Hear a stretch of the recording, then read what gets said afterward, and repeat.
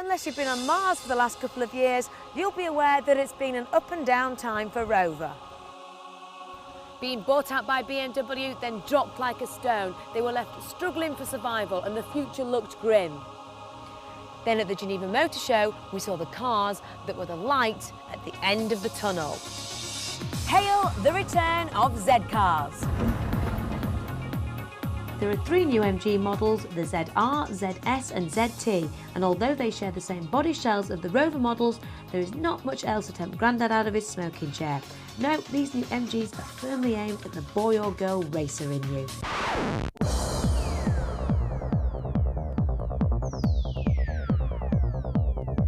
I'm driving the middle of the range ZS. Middle of the range, but definitely not middle of the road.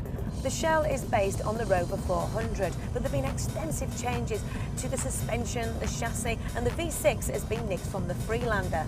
Oh, and in case you didn't notice, there's been a bit of an image makeover with the body kit.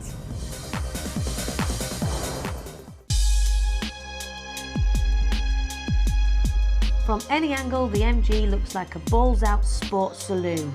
Front splitter, side skirts, 17-inch alloys, big bore exhaust with chrome heat shield, and the boy racer's calling card, a huge rear spoiler. MG have certainly not pulled any punches with their new image.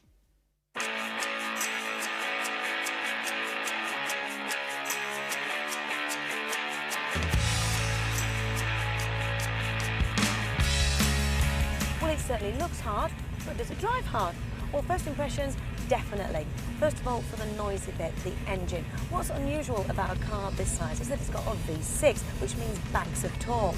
You can have the 1.8K series, but for out-and-out sports performance, I'd go for the 2.5 litre, 180 brake horsepower unit.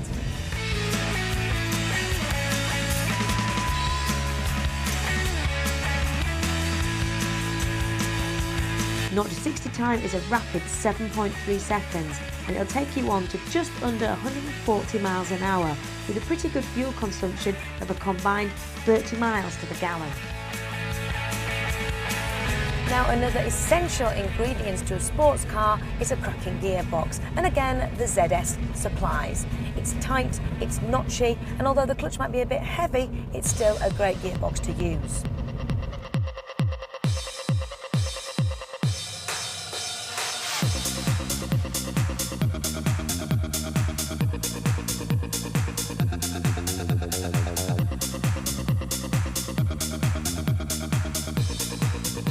I've got to say, the ride is brilliant. The car feels solid, poised and balanced on the road, and for a little over £16,000, I think that's pretty impressive.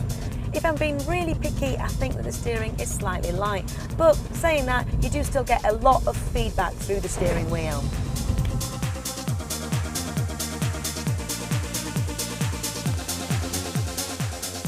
Now, you'll have guessed by now that I'm really impressed with this car, but there are a few things that I think they could improve on. Firstly, the body styling. Now, whilst it looks striking, it also looks like an Essex boy has given his Rover 400 a good max powering in his garage. It looks a bit bolted on. And as for this rear spoiler, it might be good for the aerodynamics, but it's also good for blocking your rear view, especially on the motorways. Watch out for those policemen sneaking up behind you. And the other area that could be improved is the interior. And although the door trims and the gear lever are stylish, the rest of the car is a far cry from the boy racer exterior. It's a little bit old Rover. MG will argue that it's only £16,000, but Seat can do a great interior job on just a 14 grand Leon. I've yet to drive the other 2 MG saloons, but I have a feeling they're going to be really impressive, and they're coming up on Motor Week very soon. You know, MG have taken the knocks on the chin and they've gone forwards to produce a fantastic car in the ZS, whether you're a fan of the looks or not. Whilst the long-term future still isn't secure for MG Rover, with them aiming their cars at younger, sportier drivers, and with MG's racing heritage, they're in with a fighting chance. And let's hope they succeed, because I don't think anyone in the world would want to lose the MG Octagon forever.